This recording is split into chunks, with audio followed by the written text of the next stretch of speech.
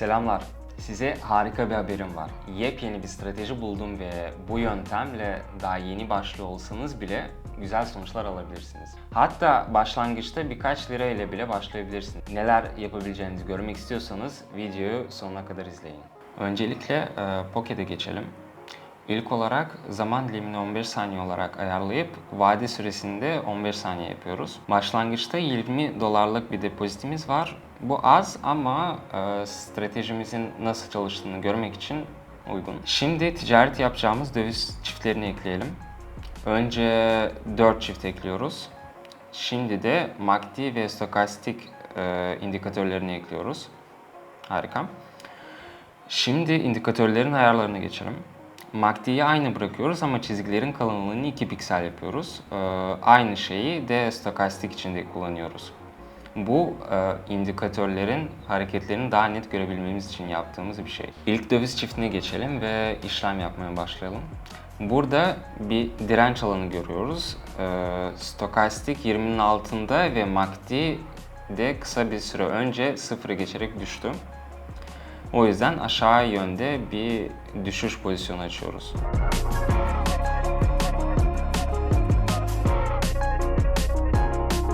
Süper. Sabit kar. Hepsi siz değerli aboneler sayesinde bu alanda daha da gelişmemize yardımcı oluyorsunuz. İşte buna ticaret diyorum. Benim için bu hayat kalitemi sürekli olarak artırmak için birçok fırsat sunuyor. Yani mesela dünyanın her yerinden çalışabiliyorum. En iyi tatil yerlerini seyahat edebiliyorum.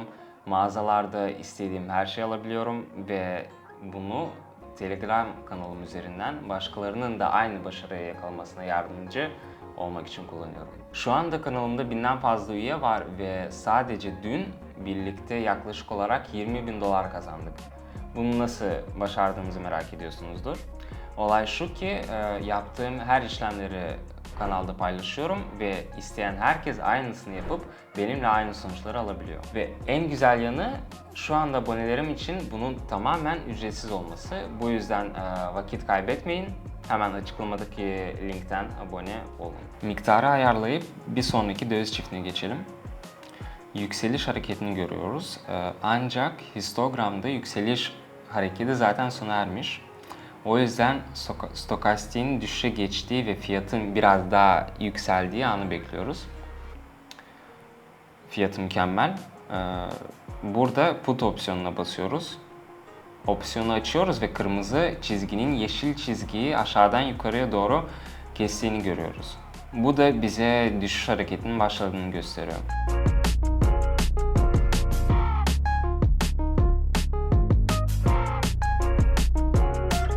Harika. Yine kar ettik. Tecrübemiz işe yarıyor. Abzat şustoy. Bir sonraki döviz çiftine geçelim. MACD ve stokastik göstergesinde aşağı doğru bir hareket görüyoruz. Düşüş hareketi. Bu nedenle bir satım opsiyonu açıyoruz.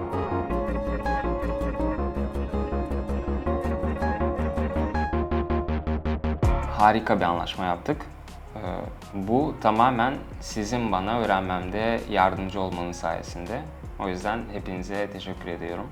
Bu arada bu yöntemleri trading'de nasıl doğru kullanacağınızı Telegram kanalımda detaylı bir şekilde anlatıyorum. Teoriye ne kadar çok zaman ayırırsanız sinyallere o kadar iyi anlarsınız ve sonuçlarınız da o kadar iyileşir. Yani eğer düşük bir riskle etkili bir şekilde trading yapmak istiyorsanız Telegram kanalıma abone olabilirsiniz. Kanalda canlı işlemlerimi yapıp hangi döviz çiftini kullanmanız gerektiğini ve ne zaman yatırım yapmanızın en iyi olduğunu sizlerle paylaşıyorum. Miktarı ise siz belirliyorsunuz. Hani 1 dolarla da başlayabilirsiniz, 100 dolarla da. Risk her iki durumda da çok düşük. Çünkü işlemlerin hepsini ben yapıyorum ama hepimiz aynı sonuçları alıyoruz. Bence kulağa güzel geliyor. O zaman açıklamadaki linke tıklayın. Telegram butonuna gidip başlat butonuna basın ve gelişmiş yatırımcılar topluluğuna ücretsiz erişim sağlayın. Bir sonraki döviz çiftine geçelim. Burada belirsizlik içinde MACD ve stokastik var. O yüzden bir sonrakine geçiyoruz. Stokastik göstergede yukarı yönlü hareket ve MACD göstergesinde yukarı yönlü bir hareket olduğunu görüyoruz. Bu bağlamda bu yüzden bir alım opsiyonu açıyoruz.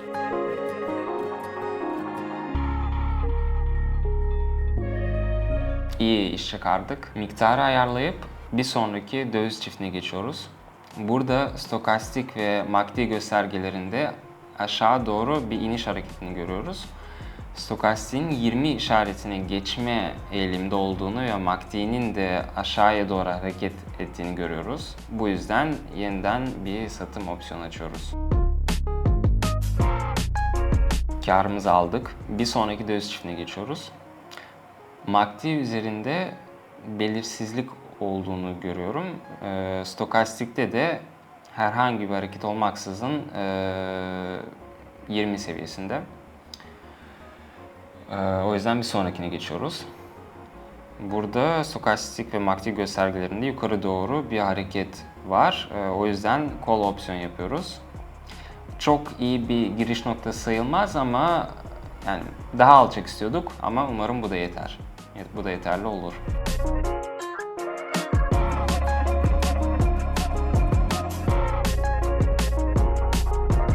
Süper. Anlaşmayı yine artıda kapatmayı başardık. Bir sonraki döviz çiftine geçiyoruz. Stokastik göstergede aşağı yönlü bir düşüş hareketi var. MACD de 0 işaretini geçmeye yakın. İyi bir giriş noktası bekleyip aşağı yönde bir pozisyon açıyoruz. İyi iş çıkardık. Bugün sizinle 200 dolardan 1900 dolar kazanabildik. Yani İnanabiliyor musunuz? Hadi bir işlem daha yapalım. Bir sonraki döviz çiftine geçiyoruz. Burada MACD ve stokastik göstergede belirsiz bir değer var. O yüzden bir sonraki döviz çiftine geçiyoruz. Stokastik göstergede yukarı yönlü bir hareket var. 80'in üzerinde. Ayrıca MACD'miz de artıyor. O yüzden put opsiyon yapıyoruz.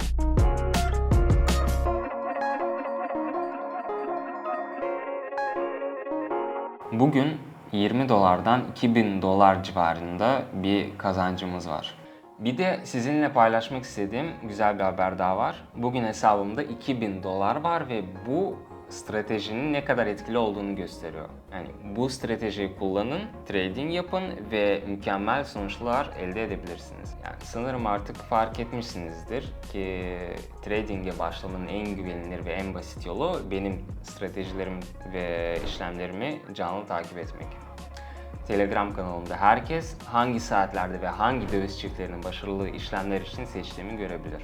Dün benimle trading yapan herkes bugün benimle aynı sonuçları elde etti. Yani sadece birkaç işlemle Telegram kanalımda birlikte 1000 dolardan fazla kazanç sağladık.